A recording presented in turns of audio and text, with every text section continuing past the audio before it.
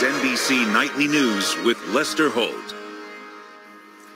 Good evening, everyone. For almost 2 months, we have tried to understand why it took nearly 80 minutes for police to end the massacre that claimed 21 innocent lives at Robb Elementary School in Uvalde, Texas. Tonight, some horrifying new insight. Let me warn you that what we're about to show you is disturbing on so many levels. Surveillance video from inside the school that has just been made public, revealing the decisions that cost time and lives. The video shows a police response that appears at moments uncoordinated, confused, with officers in apparent disagreement over how to proceed.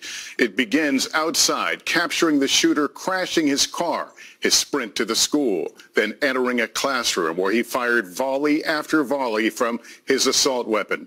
All as a crowd of responding officers, many of them heavily armed, waited down a hall for an order to breach the door. But does it show the whole picture? Tonight, parents of some of the deceased children are expressing their anger about the video. Sam Brock has details. After weeks of agonizing waiting, the Austin American-Statesman, along with KVUE, releasing a highly edited 4-minute compilation of videos, including never-before-seen surveillance from inside the school, outside the building, and police body cam footage, shedding more light on how the law enforcement response unfolded. The gunman walks across the parking lot and into the school at 11:33. Casually carrying a rifle and turning a corner in the hallway, a young student comes around the corner as the shooter walks down the hall. Seconds later, gunfire erupts, lasting for more than 2 minutes. The young child runs away. 3 minutes later, the first officers enter the school. As the gunfire continues, some officers approach the classrooms, while others hold back. More shots, and they retreat. 19 minutes after the gunmen entered, heavily armed reinforcements arrive with ballistic shields, holding up their weapons but standing at the end of the hallway, waiting for nearly half an hour. Eventually, a unit moves in a stack formation toward the classroom door, others again holding back. 48 minutes after the gunmen entered, more rounds and an audible conversation. One officer seen getting hand sanitizer while the gunman is still a threat in the classroom. After 77 minutes, a volley of gunfire when Border Patrol officers finally breached the classroom. Their sense of urgency did not seem to be really felt or seen in that video.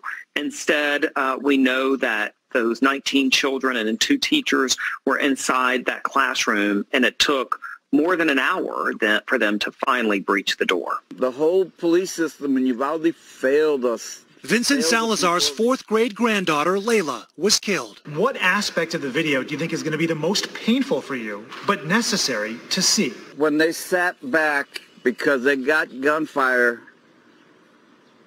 they retreated. The officers ain't trained to retreat when they're going to do. They have to save these children, and they did not do that. The video's release follows weeks of pain and outcry from some of Uvalde's youngest community members. I usually run into my sister in the restroom. Like Jasmine Cazares, who lost her sister, Jackie. I forgot to say good morning. And I think that's going to haunt me for the rest of my life. I'm doing this for you, sister.